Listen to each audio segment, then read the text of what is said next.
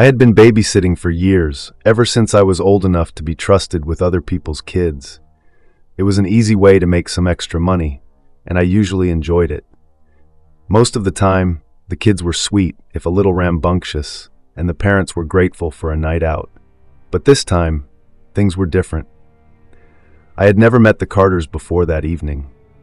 They were new in town, having moved into a large old house on the edge of the woods. The house itself was imposing, with its tall, narrow windows and ivy-covered walls, but the Carters seemed friendly enough when I first arrived. Mr. and Mrs. Carter were in their late 30s, both looking a bit frazzled from the move and eager to have a night away from the chaos of unpacking. They introduced me to their son, Tommy, a quiet 6-year-old with big, wide eyes that seemed to take in everything around him. "Tommy's a good kid," Carter had assured me as he grabbed his coat. "A little shy, maybe, but he'll warm up to you." Mrs. Carter had knelt down to Tommy's level, brushing his dark hair out of his eyes. "Be good for the babysitter. Okay, sweetheart, we'll be back before you know it." Tommy had nodded, but he didn't say anything. He just watched his parents leave with that same wide-eyed stare, and I couldn't help but feel a little uneasy.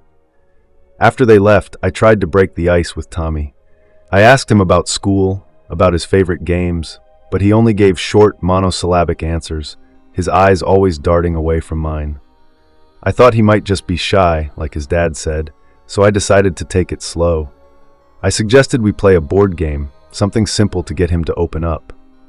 We ended up playing Candyland in the living room, the only room in the house that didn't feel like it was still half packed in boxes. Tommy seemed to relax a little as the game went on, even smiling once or twice, and I started to feel more at ease. But just as I was beginning to think the night would go smoothly, Tommy suddenly froze, his eyes locking onto something behind me. I turned to see what he was looking at, but the room was empty. The hairs on the back of my neck stood up, and I forced myself to smile. "What's up, Tommy? Did you see something?" He didn't answer right away. His eyes remained fixed on that empty spot behind me, his little face going pale. Finally, he whispered, "Don't move." I felt a chill run down my spine. "Why not, Tommy?" "He doesn't like it when you move," Tommy whispered, his voice barely audible. "Who doesn't like it?" Tommy finally looked at me, his eyes wide with fear. "Charlie," I swallowed hard, my heart starting to race. "Who's Charlie, Tommy?" "He's my friend," Tommy said, his voice still a whisper. "But you can't see him." I forced a laugh, trying to keep the mood light, even though I felt anything but. "An imaginary friend, huh? That's cool. What does Charlie like to do?" Tommy shook his head slowly, his eyes still filled with fear. "He doesn't like to play, he likes to watch." A cold sweat broke out on the back of my neck. I had babysat kids with imaginary friends before, and it was usually harmless, but something about the way Tommy was acting made my skin crawl. "Where's Charlie now?" Tommy hesitated, then slowly lifted a trembling hand to point at the corner of the room. I followed his gaze, but there was nothing there. You were just shadows cast by the dim light of the living room lamp.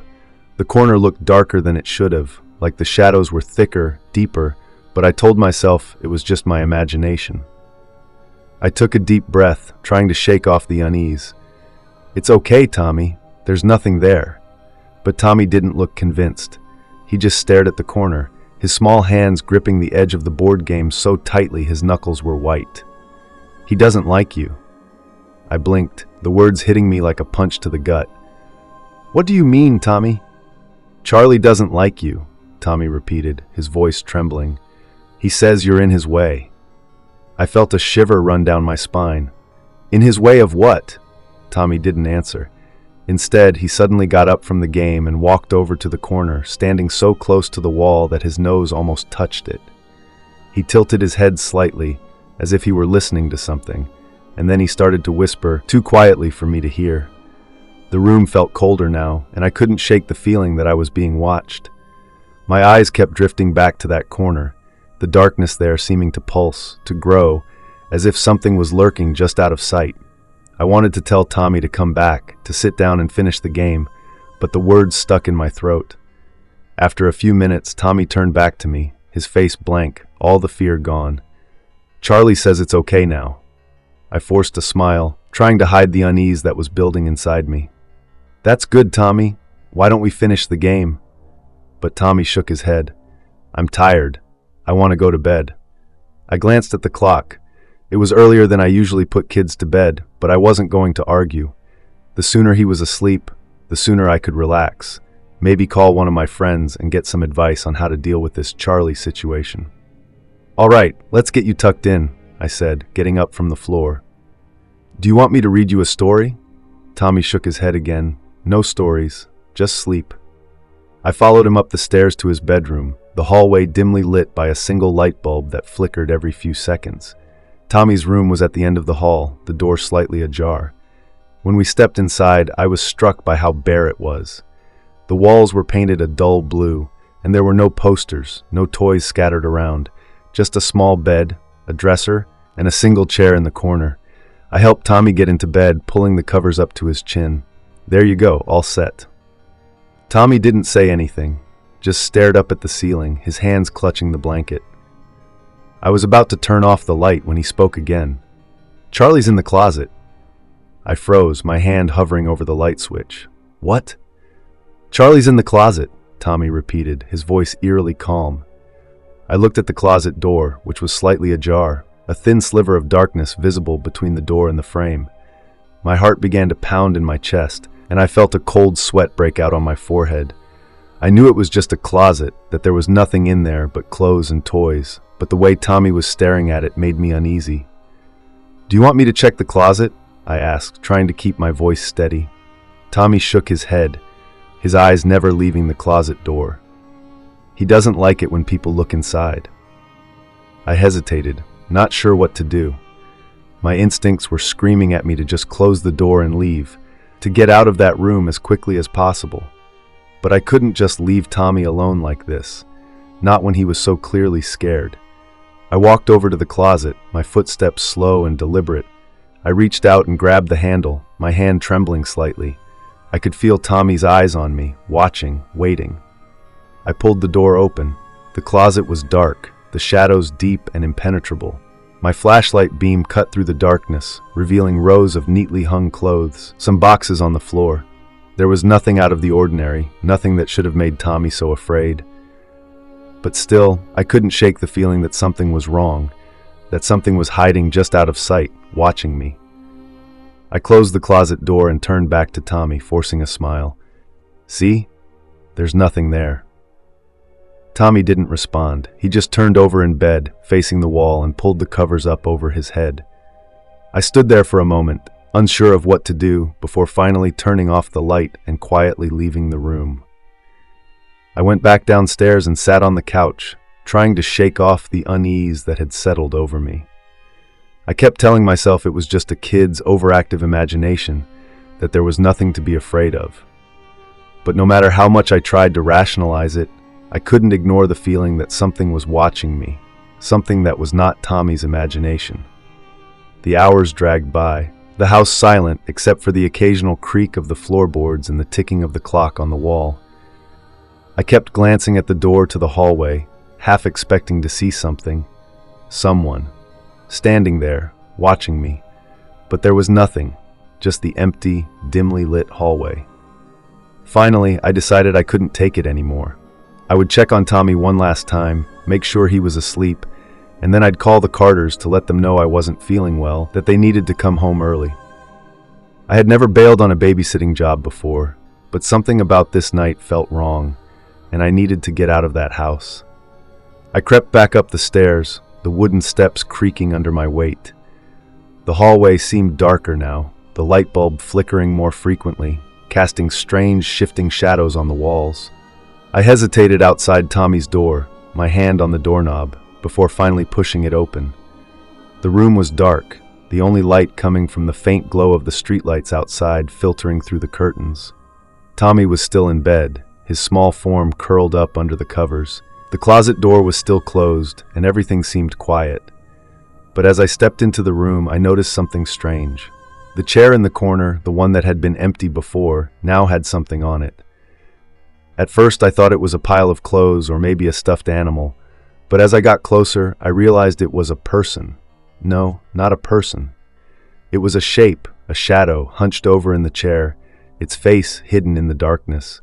My heart leapt into my throat, and I stopped dead in my tracks, my breath catching in my chest. The figure didn't move, didn't make a sound, but I could feel its presence, feel the coldness radiating from it. And then, slowly, it lifted its head. Two eyes stared back at me from the darkness, eyes that were nothing but black pits, empty and cold. The figure's mouth opened, a wide, toothless grin spreading across its face, and I heard a low, guttural laugh, a sound that sent chills down my spine. I stumbled back, my mind racing with panic. I looked over at Tommy, but he was still asleep, unaware of the thing in the corner of his room. I wanted to grab him, to run, but I couldn't move, couldn't tear my eyes away from the figure in the chair. It stood up, its movements slow and deliberate, the shadows clinging to its form as if it were made of darkness itself. The grin on its face widened, and it took a step toward me, its hand reaching out. I backed away, my breath coming in short, panicked gasps. The figure was getting closer, its empty eyes locked on mine, its laughter growing louder, more distorted. I reached the door and fumbled for the handle, but it wouldn't budge, my hand slipping on the cold metal. The figure was right in front of me now, its face inches from mine, the coldness seeping into my skin, freezing me in place. Its breath was cold, and it whispered something I couldn't understand, a language that made my ears ring and my head ache, and then everything went black. When I woke up, I was lying on the floor of Tommy's room, the morning light streaming through the window. The room was empty, the chair in the corner bare, and there was no sign of the figure that had been there the night before. Tommy was gone. His bed was neatly made, as if he had never been there, and the house was silent. I stumbled downstairs, calling his name, but there was no answer. The front door was wide open, the cold morning air blowing in, but there was no sign of the Carters, no sign of Tommy. I never saw him again. The police searched the house, the woods, everywhere they could think of, but they never found a trace of Tommy or his parents. The house was abandoned, left to decay, and the town quickly moved on, treating it as just another unsolved mystery. But I know what I saw that night. I know that something came out of that closet, something that wasn't supposed to exist, something that took Tommy and his parents and left nothing behind but shadows and whispers. And sometimes late at night when I'm alone in my own home, I hear that same low, guttural laugh echoing from the darkest corners of the room. And I know that it's still out there, watching, waiting.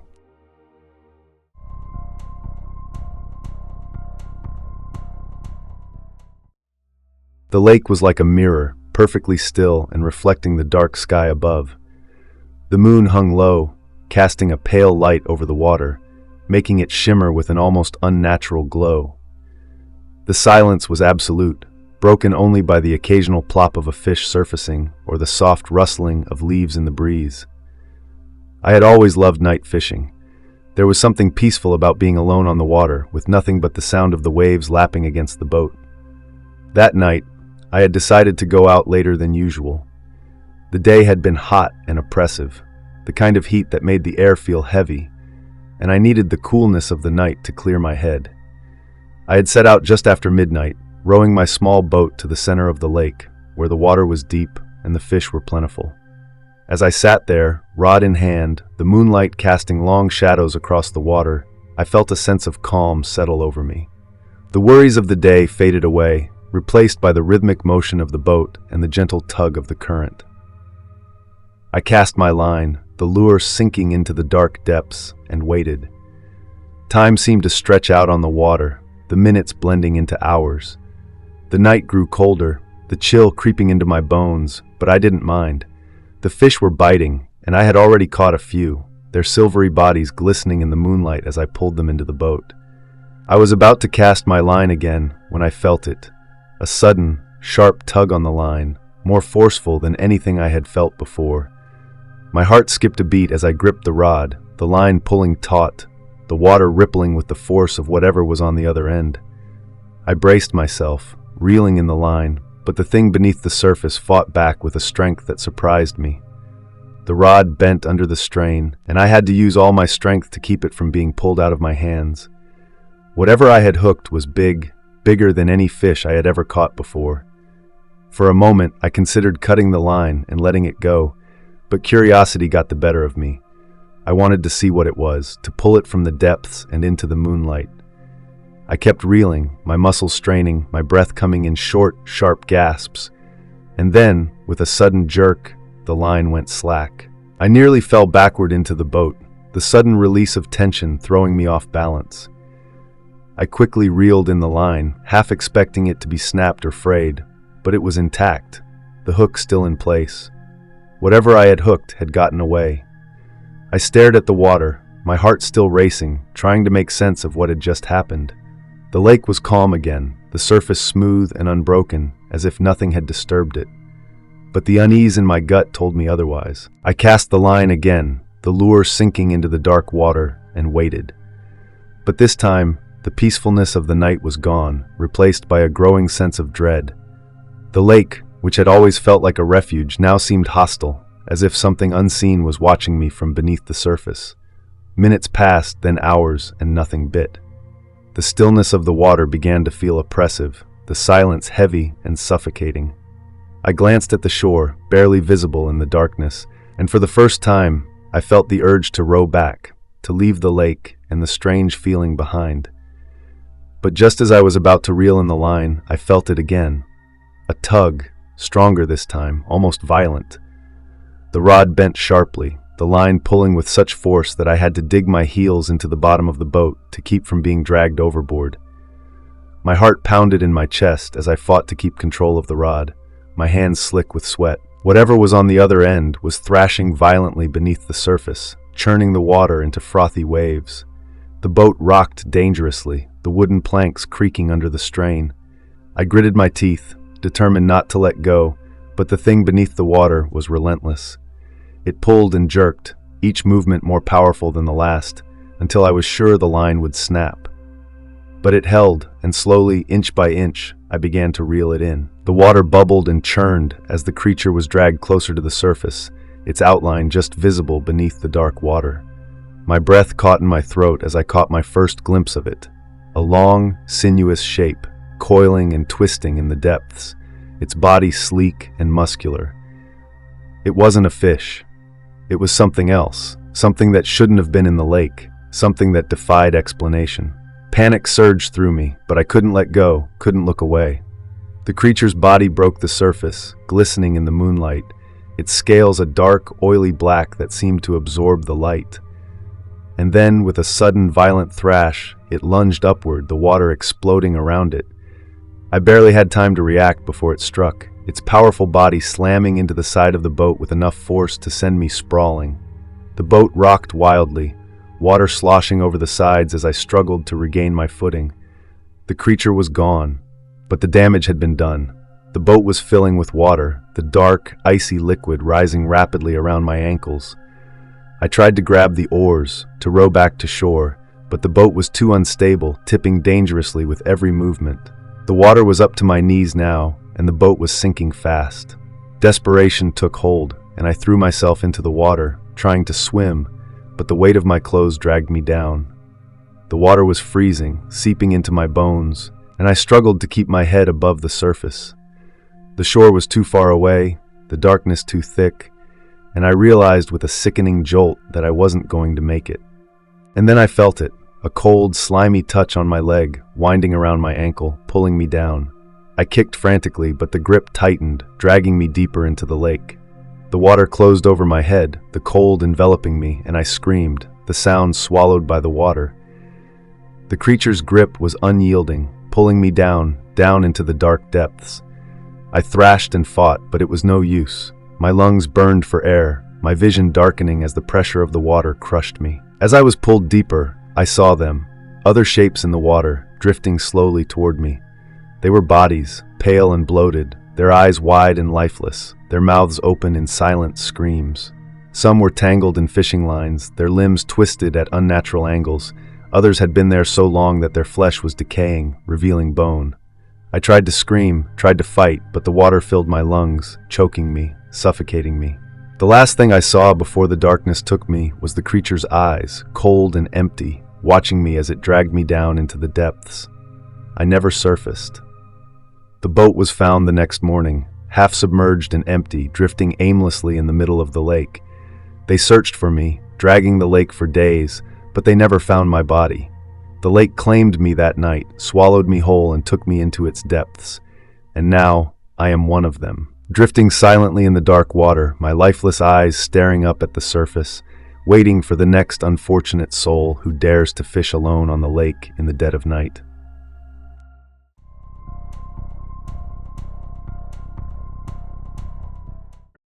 It was late, much later than I had planned to stay at the office, but work had a way of swallowing time whole. By the time I finally left, the streets were nearly empty, the shops closed, and the glow of streetlights cast long shadows on the pavement. My usual route home was a bit out of the way, winding through the main streets, well lit and lined with houses and shops. But tonight, feeling the weariness in my bones and the biting chill of the night air, I decided to take a shortcut.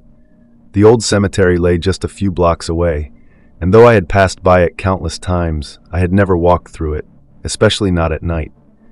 It was one of those places everyone in town knew about but rarely talked about. The cemetery had been there for over a century, the gravestones worn and weathered, some leaning at odd angles, others half sunken into the earth. Most of the graves were overgrown with ivy and weeds, neglected for years, their inhabitants long forgotten. But tonight, the idea of cutting through the cemetery seemed oddly appealing. It would shave off at least 15 minutes from my walk, and the thought of being home that much sooner, out of the cold and into the warmth of my apartment, was enough to convince me. I crossed the street and pushed open the old wrought iron gate that led into the cemetery. The gate creaked loudly, the sound echoing in the stillness of the night. For a moment, I hesitated, the darkness beyond the gate feeling almost tangible, but I shook off the unease and stepped inside. The path through the cemetery was narrow, just wide enough for one person to walk comfortably. The ground was uneven, the stones beneath my feet slick with moss. The moon was full, casting an eerie, pale light over the gravestones, making them appear as if they were glowing from within. The trees, gnarled and ancient, stood like sentinels, their branches reaching out overhead, casting long, twisted shadows on the ground. I walked quickly, my breath visible in the cold air, trying to ignore the strange feeling that had settled in my stomach. The cemetery was quiet, unnervingly so. The only sound was the crunch of gravel under my feet and the occasional rustle of leaves in the breeze. I told myself it was just my imagination, that there was nothing to be afraid of, but I couldn't shake the feeling that I was being watched. As I walked deeper into the cemetery, the path became less defined, the gravestones more closely packed together. The air felt colder here, the wind picking up, whispering through the trees like a distant, mournful voice. The gravestones around me were old, their inscriptions worn smooth by time, but I could still make out the names, the dates. Some were from the 1800s, others even older.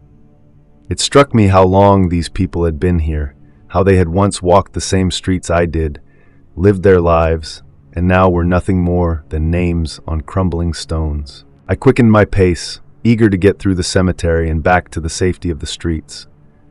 But as I walked, I began to notice something strange. The gravestones I passed seemed familiar, as if I had seen them before. I stopped for a moment, looking around, trying to get my bearings, but everything looked the same. The same crooked gravestones, the same overgrown weeds, the same twisted trees. A cold knot of fear tightened in my chest as I realized I was walking in circles. I had been sure I was following the path, but now it seemed as if the cemetery had shifted around me, twisting and turning, leading me back to the same spot. I looked behind me, expecting to see the gate I had entered through, but there was nothing but darkness, the path swallowed up by the shadows. I forced myself to keep moving, hoping that if I just kept walking, I would eventually find my way out. But the deeper I went, the more the cemetery seemed to close in around me. The gravestones were packed so tightly together now that there was barely enough room to walk between them, and the trees overhead blocked out the moonlight, plunging the path into near total darkness. The wind picked up again, stronger this time, whipping through the trees with a low, moaning sound. It sounded almost like a voice, faint and distant, but I couldn't make out the words. My heart pounded in my chest, and I could feel the cold sweat on the back of my neck. I wasn't alone in the cemetery. I couldn't see anyone, but I could feel them, could sense their presence, watching me from the shadows. I picked up the pace, almost jogging now, desperate to find the exit, but the path was gone, swallowed up by the cemetery itself. I stumbled over a root, catching myself on a gravestone, my breath coming in ragged gasps. The wind howled around me, and I could hear it clearly now, a chorus of voices, whispering, chanting, growing louder and louder. I looked up, my flashlight beam trembling as I shone it around the cemetery. And then I saw them. Figures, pale and indistinct, standing among the gravestones. They were barely visible in the darkness, their outlines blurred and shifting, but I could see their faces, gaunt and hollow, their eyes dark and empty. They didn't move, just stood there, watching me with those lifeless eyes. My breath caught in my throat, and I took a step back, my mind screaming at me to run, but my feet felt rooted to the ground. The figures were closer now, their forms becoming clearer in the dim light. I could see the tattered, decaying clothes they wore, the way their skin seemed to sag off their bones, as if they had been there for far too long. One of them stepped forward, the movement slow and deliberate, as if every step took great effort. I could see its face clearly now, a woman, her hair matted and tangled, her eyes wide and staring. Her mouth moved, but no sound came out, just a low, rasping breath. And then she pointed, her bony finger trembling as she directed it at something behind me.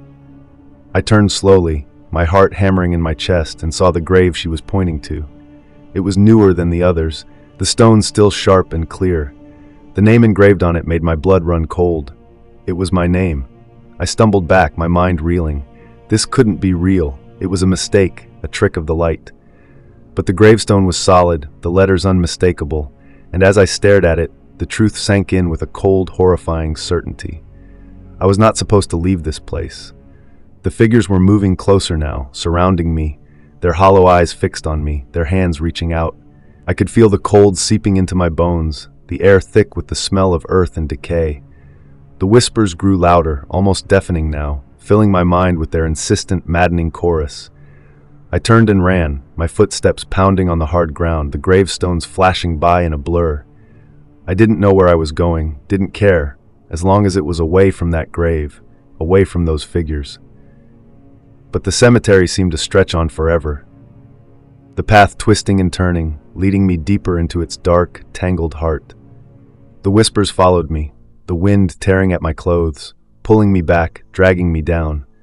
The ground beneath me was soft, yielding, the earth seeming to swallow my feet with each step. I could feel it pulling me down, the cold hands reaching up from the ground, grasping at my ankles, dragging me into the earth. I tripped, falling hard onto the ground, the breath knocked out of me. The flashlight rolled out of my hand, the beam flickering before it went out completely, plunging me into darkness. I scrambled to my feet, but it was too late. The hands were on me, pulling me down, their grip cold and unyielding. I tried to scream, but no sound came out, my voice swallowed by the earth. The last thing I saw was the gravestone, my name etched into the cold, unyielding stone, before the darkness closed in around me, and the earth swallowed me whole.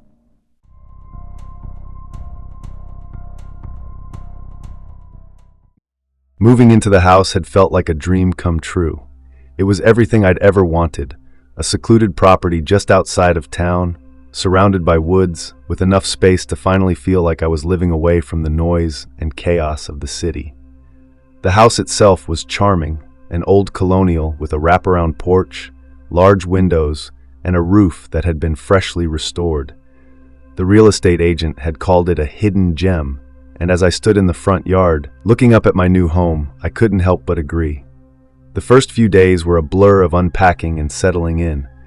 I spent hours arranging furniture, hanging up pictures, and making the place feel like mine. The quiet was incredible. No more sirens, no more car alarms, just the sound of the wind rustling through the trees and the occasional bird call.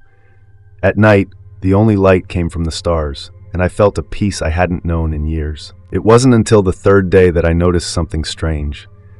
I was in the kitchen, washing dishes after dinner, when I happened to glance out the window that looked out over the back of the property. Beyond the yard, the thick line of trees that marked the start of the forest was just visible in the fading light of dusk. That's when I saw him, a figure standing at the edge of the woods, partially hidden by the shadows of the trees.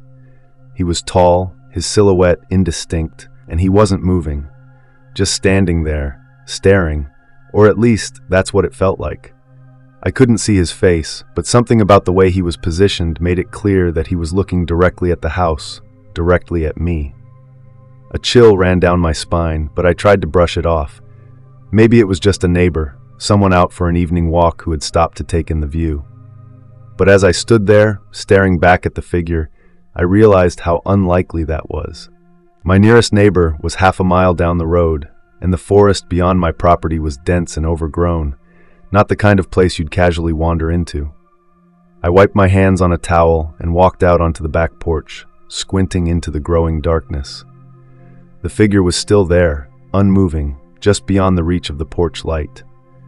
I opened my mouth to call out, to ask if they needed help, but the words caught in my throat. Something about the situation felt off, deeply wrong in a way I couldn't quite put my finger on. The figure took a step forward, and I instinctively backed up, my heart pounding in my chest. But then, just as suddenly as he had appeared, he turned and disappeared into the trees, swallowed up by the darkness of the forest. I stood there for a long moment, staring at the spot where he had been, before finally shaking myself and going back inside. That night, I barely slept. Every creak of the house, every rustle of leaves outside, had me sitting up in bed, my heart racing. I kept telling myself that it was nothing, that it was just my imagination getting the better of me. But the image of that figure, standing at the edge of the woods, wouldn't leave my mind. The next day, I tried to put it out of my head. I busied myself with more unpacking, arranging the books on the shelves in the living room, organizing the garage, anything to keep myself occupied. But every time I walked past a window, I found myself glancing outside, half expecting to see that figure standing there again. It wasn't until later that evening, just as the sun was beginning to set, that I saw him again. This time he was closer, standing just beyond the fence that bordered the backyard.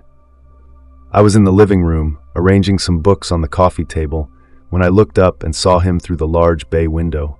My breath caught in my throat. He was standing perfectly still, his face hidden in the shadow of a hood or a hat, I couldn't tell which. He was just standing there, staring at the house, staring at me. I dropped the book I was holding and walked to the window, my hands trembling.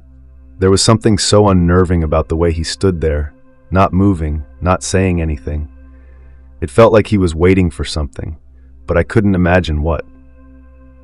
I debated calling the police, but what would I tell them? That someone was standing on my property? That I felt uncomfortable? It seemed ridiculous, but the fear gnawing at my insides wouldn't let go. I went to the back door, yanked it open, and stepped outside onto the porch, my eyes fixed on the figure. "Hey!" I shouted, trying to sound more confident than I felt. "Can I help you?" The figure didn't respond, didn't even flinch. He just kept staring, his presence oppressive, like a weight pressing down on me. I took a step forward, my heart racing, but before I could say anything else, he turned and melted back into the woods, disappearing just as he had the night before. I stood there, my breath coming in short, sharp gasps, trying to calm myself down. I had to do something. I couldn't just let this continue, couldn't just pretend it wasn't happening. I grabbed a flashlight from the garage and walked out into the yard, the beam cutting through the gathering darkness. I was determined to find out who this person was, why they were on my property, and what they wanted. But as I approached the spot where the figure had been standing, a deep sense of unease settled over me. The woods were dense, the trees tall and close together, their branches intertwining overhead to form a canopy that blocked out the last of the daylight. The ground was uneven, covered in fallen leaves and thick undergrowth, making it difficult to see where I was stepping. I hesitated at the edge of the woods, the flashlight beam trembling in my hand. The figure was gone, but I could feel his presence, lingering just out of sight, watching me from the shadows. I took a deep breath and stepped into the trees, the cold air wrapping around me like a shroud. The silence was suffocating, the only sound the crunch of leaves under my boots and the occasional snap of a twig. I moved slowly, the flashlight casting long, eerie shadows on the ground, my heart pounding in my chest. I didn't have to go far before I found something that made my blood run cold. A few yards into the woods, there was a small clearing, the ground covered in a thick layer of dead leaves. In the center of the clearing was a circle of stones, arranged in a rough, haphazard pattern. In the middle of the circle was a small, makeshift altar, made of weathered wood and stained with something dark and dried. My stomach turned as I stepped closer, the flashlight beam illuminating the crude symbols carved into the stones, symbols I didn't recognize, symbols that seemed to pulse with an unsettling energy. The altar itself was covered in more of the same symbols, the dark stains on the wood standing out starkly against the pale light. I took a step back, my mind racing. What was this? Some kind of ritual site? Who had made this, and why? I glanced around, half expecting to see the figure standing just beyond the trees, watching me. But the clearing was empty, the woods silent and still. I turned and ran back to the house, my heart pounding in my ears. I slammed the door behind me, locking it and bolting it for good measure. I stood there, breathing heavily, trying to make sense of what I had just seen. The rest of the night passed in a blur of fear and unease. I couldn't relax, couldn't sit still, my mind replaying the image of that altar over and over again. I finally managed to fall asleep in the early hours of the morning, but my sleep was restless, filled with nightmares of dark figures and twisted symbols. When I woke up, it was with a sense of dread that I couldn't shake. The house, which had once felt like a sanctuary, now felt oppressive, the walls closing in on me. I couldn't stop thinking about the figure, about the altar, about the feeling that something was deeply, terribly wrong. I tried to go about my day as normally as possible, but I couldn't focus on anything. My thoughts kept drifting back to the woods, to the figure, to the feeling that I was being watched. Every time I glanced out the window, I half expected to see him standing there again, just beyond the trees, staring at the house. And then as the sun began to set, I saw him again. This time, he was standing even closer, just at the edge of the yard, his face still hidden in shadow. My heart leapt into my throat, and I felt a cold sweat break out on the back of my neck. I couldn't keep doing this, couldn't keep living in fear of whatever, or whoever, this was. I grabbed my phone and dialed the number for the local police. As the phone rang, I kept my eyes on the figure, my hand trembling. But before anyone could answer, the figure turned and walked away, disappearing into the woods once again. I lowered the phone, my breath coming in ragged gasps. I didn't know what to do. Part of me wanted to follow him to find out who he was and what he wanted, but the other part of me was too afraid. The memory of the altar, of the symbols, was too fresh in my mind. That night, I didn't sleep at all. I sat in the living room, the lights on, staring out the window into the darkness, waiting for the figure to return. But the hours passed, and nothing happened. The woods remained silent, the house eerily quiet. It wasn't until just before dawn that I finally saw him again. He was standing at the edge of the woods, just beyond the reach of the porch light, his figure barely visible in the faint light of the rising sun. But this time he wasn't alone. There were more of them now, figures emerging from the trees, their forms indistinct in the early morning light. They stood in a loose circle, just beyond the yard, their eyes fixed on the house, on me. My heart pounded in my chest, and I felt a rising sense of panic. I backed away from the window, my breath coming in short, sharp gasps. I needed to leave, needed to get out of this house, away from these people, if they were even people at all. I grabbed my keys and ran out the front door, not bothering to lock it behind me. I got into my car and drove as fast as I could down the narrow, winding road that led away from the house. The figures in the woods faded from view, but the fear remained, gnawing at me like a living thing. I drove straight into town, my hands gripping the steering wheel so tightly my knuckles turned white. I didn't know where I was going, didn't know what I would do when I got there, but I knew I couldn't go back to that house. The police would later find my car abandoned in the middle of town, the engine still running. The house, when they checked it, was empty. No sign of a struggle, no sign of forced entry, just a house that looked like someone had walked away from it and never returned. They never found me, and they never found the people in the woods. But sometimes, when the night is quiet and the wind is still, you can hear whispers coming from the trees, and if you look closely, you might just see the faint outline of a figure, standing at the edge of the forest, watching, waiting for someone to come home.